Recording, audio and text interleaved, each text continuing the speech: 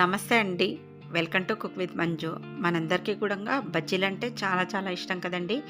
మరి అసిడిటీ ప్రాబ్లమ్‌తో బాధపడేవారు మాత్రము బజ్జీలకు దూరంగా ఉంటారు.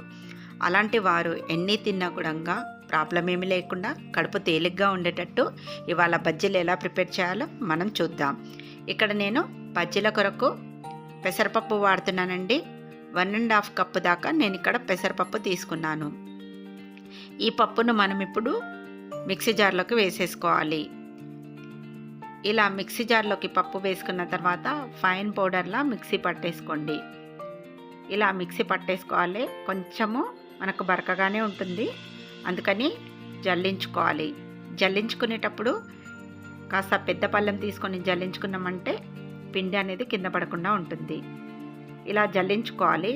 జల్లించుకున్న తర్వాత మళ్ళీ మనకు కాస్త బరకగా పప్పు అనేది ఉంటుంది.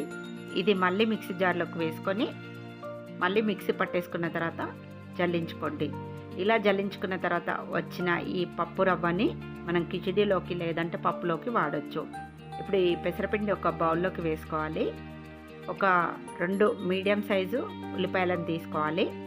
ఈ ఉల్లిపాయలను ఇలా పొడవుగా కట్ చేసుకోండి. ఇలా కట్ చేసుకున్న ఈ ఉల్లిపాయలను ఒక బౌల్లోకి వేసుకొని ఇందులోకి కొద్దిగా ఉప్పు వేసుకోవాలి. ఉప్పు వేసుకొని చేతితోటి బాగా ఇలా క్రష్ చేసుకోవాలి. ఈ బజ్జీలకు సన్నగా ఉండాలండి ఉల్లిపాయలు, అప్పుడే టేస్ట్ బాగుంటుంది. ఇలా ఉప్పు వేసుకొని చేతితో క్రష్ చేసుకున్నామంటే బాగా సన్నగా వచ్చేస్తాయి అన్నమాట. పచ్చిమిర్చి తీసుకోవాలి. జీలకర్ర 1 టీ స్పూను, ధనియాలు 1 టీ స్పూన్ తీసుకోండి. 1/2 ఇంచ్ అల్లము పీల్ తీసేసుకోవాలి. ఇప్పుడు ఇవన్నీ కూడా మిక్సీ జార్లోకి వేసేసుకొని మిక్సీ పట్టేసుకోవాలి. ఇప్పుడు ఈ పెసరపిండి ఉంది కదా, ఇందులోకి ఒక 2 టీ స్పూన్స్ వరకు బియ్యం పిండి వేసుకోండి. తర్వాత ఇప్పుడు ఇందులోకి కొద్దిగా పసుపు వేసుకోవాలి. పసుపు వేసేసుకున్న తర్వాత రుచికి సరిపడా ఉప్పు వేసుకోవాలి. తర్వాత ఇప్పుడు ఇందులోకి మనం మిక్సీ పట్టేసుకున్నాం కదా, పచ్చిమిర్చి, ధనియాలు, జీలకర్ర, అలాగే అల్లము, ఈ పేస్ట్ అంతా వేసుకోండి. వేసుకున్న తర్వాత ఇందులోకి ఉల్లిపాయ ముక్కలు వేసుకోవాలి. ఇలా ఉల్లిపాయ ముక్కలు వేసేసుకున్న తర్వాత పుదీనా వేసుకోవాలి. పుదీనా అయితే కంపల్సరిగా వేసుకోవాలండి. బజ్జీలోకి టేస్ట్ అనేది చాలా చాలా బాగుంటుంది. పుదీనా వేసుకున్న తర్వాత కొద్దిగా కొత్తిమీర కూడా వేసేసుకోండి.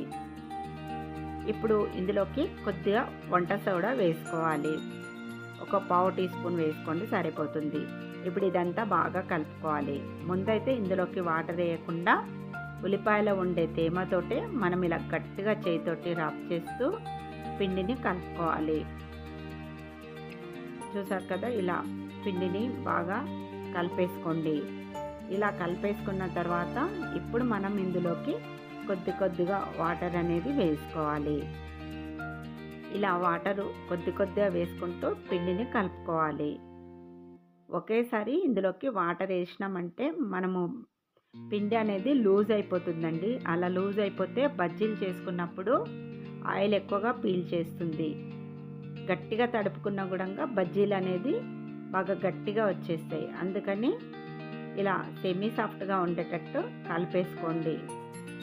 చూసారు కదా, ఇలా కలుపుకుంటే సరిపోతుంది. ఇప్పుడు ఆయిల్ హీట్ చేసుకోవాలి. ఆయిల్ హీట్ చేసుకున్న తర్వాత బజ్జీలు వేసుకోవాలి. ఆయిల్ అనేది కూడా బాగా ఎక్కువ హీట్లో ఉండొద్దు. ఎక్కువ హీట్లో ఉన్నప్పుడు బజ్జీలు వేసుకున్నామంటే తొందరగా కలర్ వచ్చేస్తుంది పైకి, కానీ లోపలైతే అలాగే పిండిగా ఉండిపోతాయి. ఇలా బబుల్స్ వస్తున్నాయి కదండి, ఈ బబుల్స్ అనేది మనకు కాస్త తగ్గాలన్నమాట. తగ్గిన తర్వాత అప్పుడు మనం బజ్జీలు అనేది కదిలించాలి. ఈ బబుల్స్ తగ్గినాయంటే మనకి ఇలా బజ్జీ అనేది కనబడుతుంది ఆయిల్లో నుంచి. అప్పుడు ఇలా అటు ఇటు తిప్పుకుంటూ వేపుకోవాలి. మరీ పెద్ద సైజు బజ్జీలు కూడా వేసుకోకండి. అలా పెద్ద సైజు వేసుకున్న కూడా లోపల సరిగా ఉడకదనమాట, పిండిగా ఉంటుంది.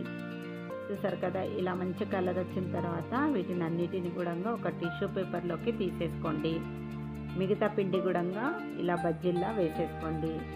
మరీ పెద్దగా వేయకండి, మరీ చిన్నవిగా వేయకండి. మీడియం సైజులో ఉండేటట్టు వేసుకుంటే సరిపోతుంది. మీడియం హీట్లో పెట్టేసుకొని ఫ్రై చేసుకోవాలి.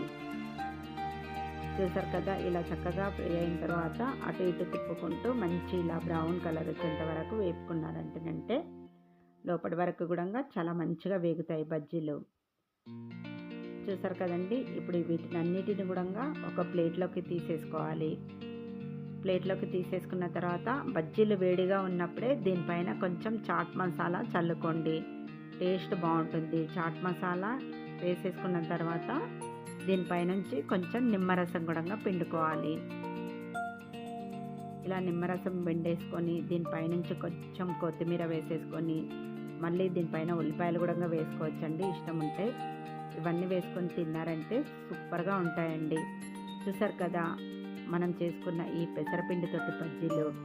అసిడిటీ ప్రాబ్లమ్‌తో బాధపడేవారు ఇలా పెసరపిండితో చేసుకోండి. చాలా చాలా టేస్టీగా ఉంటాయి. మరి మీకు ఈ ఇంట్రెస్టింగ్ రెసిపీ నచ్చినట్టయితే మీరు తప్పకుండా ట్రై చేసి ఎలా వచ్చిందో నాకు కామెంట్ రూపంలో తెలపండి. మరి మరిన్ని ఇంట్రెస్టింగ్ వీడియోస్ కోసం ప్లీజ్ నా ఛానల్‌ని సబ్స్క్రైబ్ చేసుకోండి. Thanks for watching my video.